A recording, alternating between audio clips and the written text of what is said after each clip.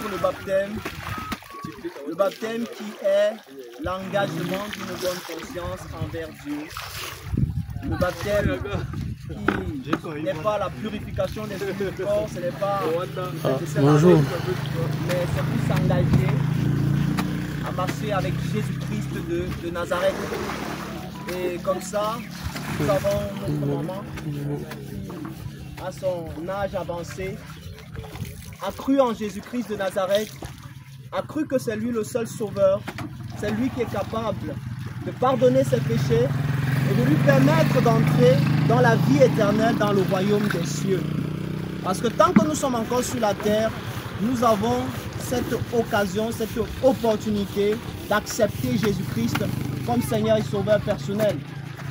Si nous n'acceptons pas Jésus-Christ pendant que nous sommes sur la terre, alors après la mort, le Seigneur ne nous acceptera pas dans son royaume. Parce que après la mort vient le jugement. Et ce n'est que sur la terre, comme Jésus a coulé son sang sur la terre, c'est sur la terre que les hommes doivent accepter Jésus-Christ de Nazareth comme Seigneur et Sauveur personnel. Amen.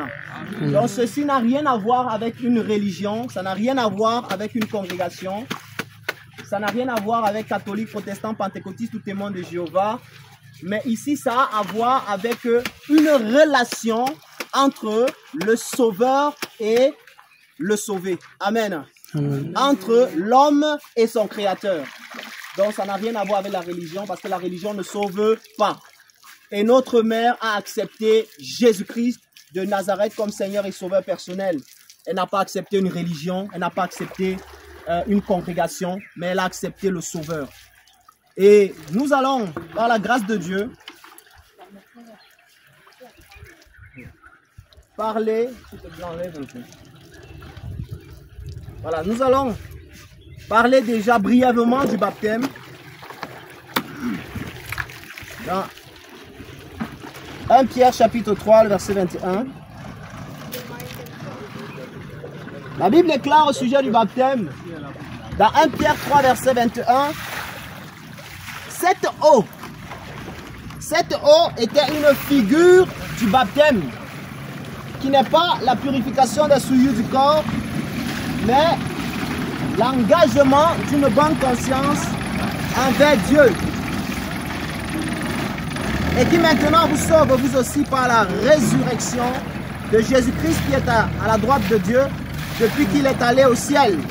Et que les anges, les autorités et les puissances lui ont été soumis. Donc, nous parlons ici de l'engagement. Le baptême est un engagement d'une bonne conscience. La personne qui s'engage doit être consciente de ce qu'elle fait. On ne baptise pas les bébés parce que le bébé n'est pas conscient de son acte. Le bébé n'est pas conscient de l'engagement. C'est pour ça que la Bible dit le baptême est l'engagement d'une bonne conscience. Et notre mère a eu la conscience éclairée, une bonne conscience pour accepter, s'engager à suivre le Seigneur Jésus-Christ comme Seigneur et Sauveur personnel. Et lorsqu'on parle du baptême, c'est ce qui s'est passé avec les enfants d'Israël lorsqu'ils quittaient de l'Égypte pour aller à Canaan, pour aller dans le désert et la route pour Canaan. La Bible dit qu'ils étaient dans l'Égypte, en Égypte, et puis ils étaient maltraités là-bas. Le Seigneur a envoyé Moïse pour faire sortir les enfants d'Israël de l'Égypte et de leur faire traverser la mer Rouge. Et la traversée de la mer Rouge est donc l'image du baptême. C'est ça qu'on pouvait voir lorsque les Égyptiens voulaient poursuivre les enfants d'Israël. Ils n'ont pas pu atteindre les enfants d'Israël. Pourquoi? Parce que les enfants d'Israël sont passés par la mer Rouge. Donc, lorsque tu te fais baptiser, tu entres dans la mer Rouge. Tu traverses la mer Rouge Et ici, il y a une séparation. Il y a des liens qui sont coupés. Amen.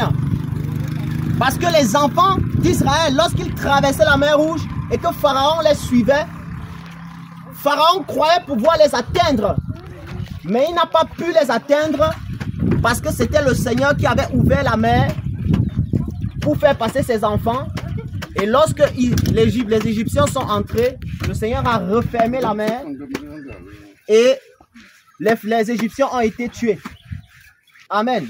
Donc lorsque quelqu'un se fait baptiser, spirituellement, il y a comme ça une séparation entre les liens ancestraux et la personne. Il y a une séparation entre les anciennes connexions, la connexion avec la sorcellerie qui est coupée, la connexion avec le monde des ténèbres qui est coupée. Parce que lorsqu'on entre dans les eaux, c'est l'image de la mer Rouge où les enfants d'Israël sont passés et ici il y avait comme ça une séparation. Donc le baptême est très important pour celui qui le reçoit ou pour celle qui la reçoit. C'est pour ça que la Bible dit, cette eau n'est pas la purification des souillures du corps, mais l'engagement d'une bonne conscience envers Dieu et qui maintenant vous sauve par la résurrection du Seigneur Jésus-Christ. Amen.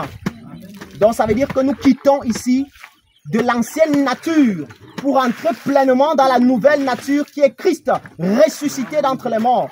Donc nous vivons en Christ ressuscité au travers du baptême. Amen. Amen. Donc voilà, bien aimé, en